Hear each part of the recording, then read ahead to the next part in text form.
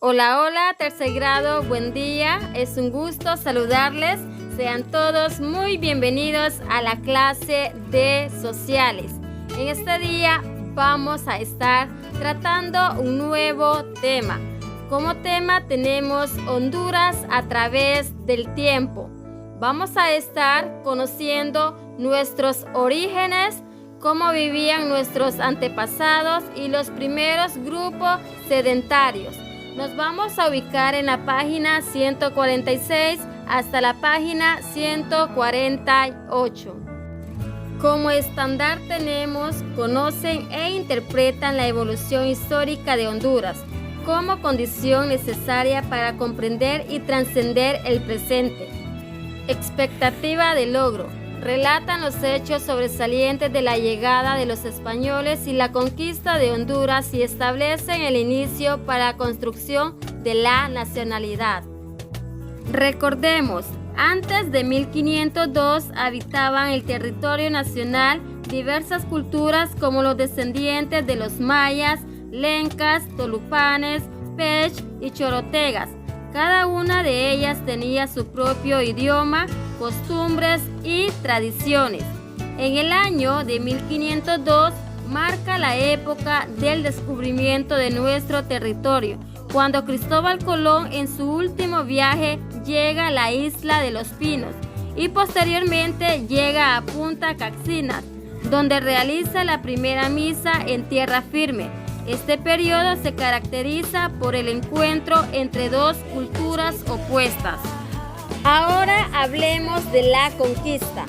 Después del descubrimiento realizado por Cristóbal Colón en 1502, atraídos por la noticia de la existencia de oro y plata, llegaron al territorio otros conquistadores provenientes de España, con el propósito de apoderarse en nombre de los reyes de España de los minerales y otras riquezas que encontraran. Pero ahora conozcamos cómo inició la conquista. La conquista inició con Gil González Dávila, posteriormente Hernán Cortés, conquistador de México, envió a Cristóbal de Olid, quien fundó la Villa del Triunfo de la Cruz, primer asentamiento de los españoles en Honduras. ¿Qué pasó después? Ambos, Dávila y de las Casas, se unieron en contra de Olid, logrando escapar después de someter a Olid, quien fue condenado a morir por traición. ¿Qué fue de Francisco de las Casas? Tras estos sucesos, Francisco de las Casas abandonó Honduras, pero antes de su partida, fundó Trujillo el 18 de mayo de 1525. Partió rumbo a México llevando prisionero a Gil González Dávila. Luego González logró escaparse y se salió rumbo a España, donde falleció. Ahora hablemos de Hernán Cortés. Cortés se estableció en Honduras alrededor de un año, con el fin de establecer el orden y mejorar la administración. Durante la conquista supo demostrar crueldad ante la evidencia de traición, amparándose con la fe cristiana de la manera más radical y no dudaba en aplicar los peores castigos a amigos y enemigos, pero a su vez era benevolente con los vencidos, gobernando por una gran ambición, aspiraba no solo a ser considerado como parte de la nobleza española. Ahora veamos qué pasó con los indígenas. La resistencia indígena se manifestó en diferentes formas, muchas de ellas creativas frente a la imposición militar e ideológica, pero también se realizó la armada mediante insurrecciones. Fue de esa manera en que en la década de 1530, aproximadamente entre los años 1536 a 1539, se realizó la lucha contra los españoles, comandada por el guerrero Lempira. El ataque de Puerto Caballos no era un hecho aislado. 150 caciques se habían puesto de acuerdo para acabar con los españoles, mas no se atrevieron a atacar desde Trujillo, resolviendo caer sobre los que estaban en Olancho. En conclusión, tenemos que la conquista de Honduras se inicia después del descubrimiento del territorio, al cual llegaron varios exploradores, entre los cuales se destacan Gil González Dávila, Cristóbal de Olid, Francisco de las Casas y Hernán Cortés.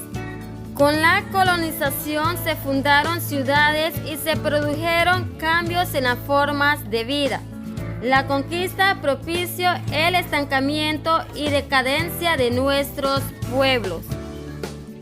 Conozcamos ahora cómo vivían nuestros antepasados. El vestuario de los primeros habitantes no era como el nuestro. Se cubrían apenas una parte del cuerpo con pieles de animales. Sus viviendas eran chozas pequeñas hechas de palos y palmas. Los grupos que vivían en montañas y valles se alimentaban de plantas y animales silvestres. Los habitantes de la costa, en cambio, dependían de la pesca y la recolección de pequeños animales del mar y plantas comestibles.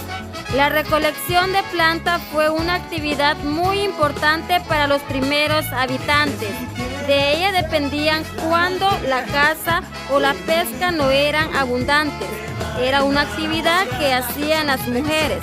Ellas mismas se encargaban de preparar alimentos y cuidar a los niños, ancianos y enfermos. Los objetos que elaboraban eran muy sencillos. De piedra fabricaban hachas, cuchillos, puntas de flechas. De madera hacían lanzas y puyas. De hueso de animales confeccionaban anzuelos y agujas. Con esas armas, la caza y la pesca no aseguraban suficiente alimentación para mucho tiempo. Por eso buscaban nuevos lugares donde encontrar más alimentos. Así, llegaban a un lugar y se quedaban por un tiempo. Luego se iban a otro sitio. Pero un día aprendieron a cultivar plantas. Una de esas plantas fue el maíz. El cultivo de la tierra trajo grandes cambios en la vida de nuestros antepasados. El maíz empezó a cultivarse en lugares altos del occidente de Honduras. Rápidamente, otro grupo del centro y sur de nuestro territorio aprendieron a cultivarlo. El cultivo del maíz les permitió vivir en un lugar fijo. Se volvieron sedentarios. Poco a poco se fueron formando pequeños caseríos y aldeas. La población aumentó rápidamente. Inventaron nuevas formas de trabajar, la piedra y el barro. Fabricaron piedras de moler, comales, ollas, platos, vasos de barro. Los pueblos que se dedicaron al cultivo del maíz se desarrollaron más rápidamente. Los habitantes de la costa continuaron viviendo de la caza, la pesca y la recolección de plantas. Tiempo después aprendieron a cultivar la yuca y el maíz. Los hondureños conservamos muchas costumbres alimenticias y formas de vida de nuestros antepasados. Conozcamos los primeros grupos sedentarios. Vamos a conocer la prehistoria. Lo primero que tenemos que saber es que la prehistoria se divide en 3 grandes periodos: el Paleolítico, el Neolítico y la Edad de los Metales. El Paleolítico comienza con la aparición de los primeros seres humanos y acaba 8000 años antes del nacimiento de Cristo. Durante el Paleolítico, los hombres eran nómadas. No vivían en un mismo sitio. ¿Qué va? Estaban continuamente viajando detrás de los animales que cazaban. Como eran cazadores y recolectores, tenían que seguir a los animales para poder capturarlos y aprovechaban para ir cogiendo los frutos silvestres que iban encontrando. Vivían en tribus, en pequeños grupos familiares, y se refugiaban en cuevas naturales donde realizaban pinturas. Estas pinturas las hacían con carbón y tierra, todo ello mezclado con grasa y agua. Aquí podéis ver algunas de ellas. La verdad es que es impresionante pensar que estas pinturas, estas primeras representaciones artísticas, las hicieron hace miles y miles de años. ¿No os parece? Los hombres y las mujeres del Paleolítico se vestían con las pieles de los animales que cazaban y utilizaban utensilios como hachas y lanzas, hechos de piedra, madera y hueso, que ellos mismos tallaban.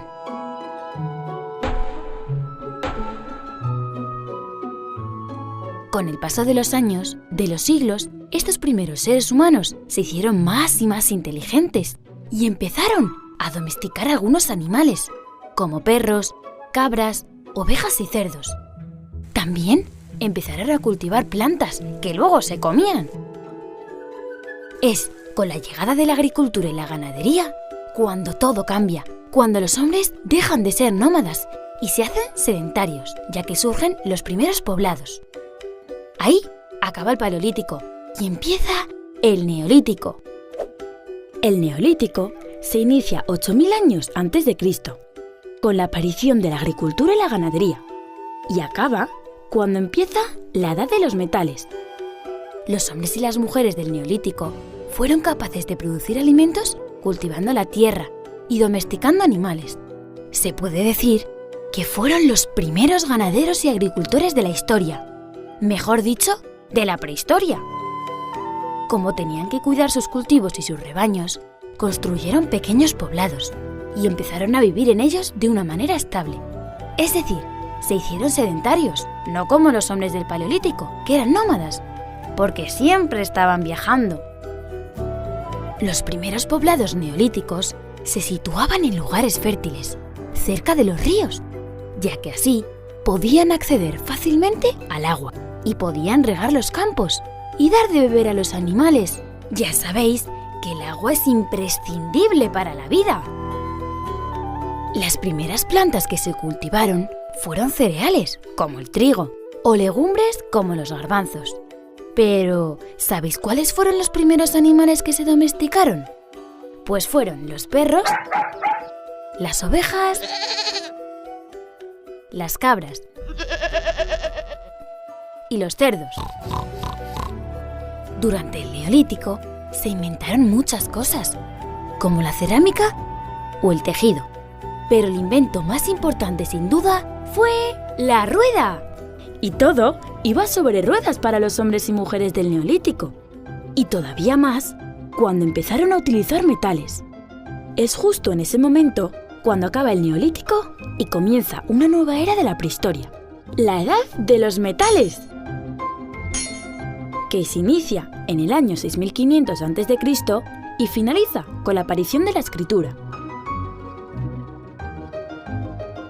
El primer metal que se utilizó fue el cobre, luego el bronce, que es una mezcla de cobre y estaño. Y por último, el hierro, un mineral mucho más abundante y por lo tanto más fácil de encontrar en la naturaleza. Para poder moldear los metales, los fundían a temperaturas muy elevadas y les daban la forma deseada. Así se fabricaron utensilios como armas, herramientas o adornos.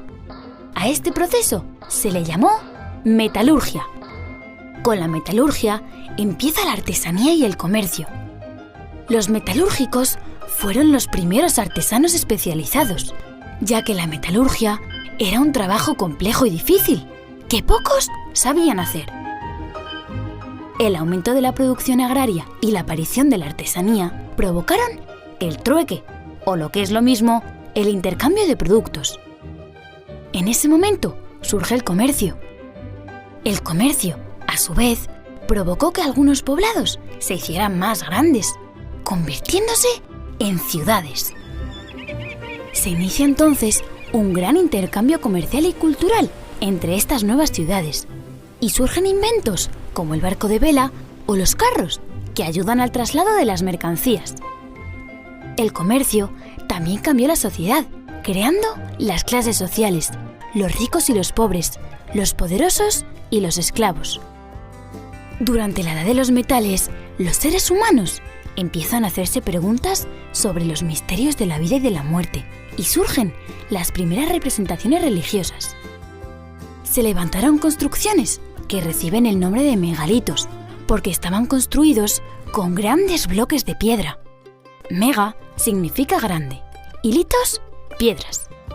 El megalito más sencillo era el menhir, una piedra grande clavada verticalmente en el suelo, pero también se construían dólmenes, como estos que veis en las imágenes. La Edad de los Metales acaba 4000 años antes de Cristo, con la aparición de la escritura. Y con la Edad de los Metales acaba la prehistoria y comienza la historia. ¿Os ha parecido interesante conocer la prehistoria? ¿El Paleolítico, el Neolítico y la Edad de los Metales? A nosotros sí, porque conociendo el pasado, entendemos mejor el presente y mejoramos el futuro. Adiós, amigos, hasta el... Muy bien, pequeños, ahora preste mucha atención a la tarea. La tarea se encuentra en la página 149. Ahí tenemos un poema. Ese poema usted lo va a escribir en su cuaderno de sociales y se lo va a estar memorizando para el día 15 de septiembre. Ese día cae un miércoles y usted me lo va a estar declamando. Me va a enviar un video declamándome el poema. No se le vaya a olvidar. Vaya aprendiéndose desde ahorita el poema para que el día 15 de septiembre me envíe su video. Que tenga un excelente día y pórtese muy bien en casa y recuerde siempre usar las medidas de bioseguridad al momento de salir de su hogar. Bendiciones.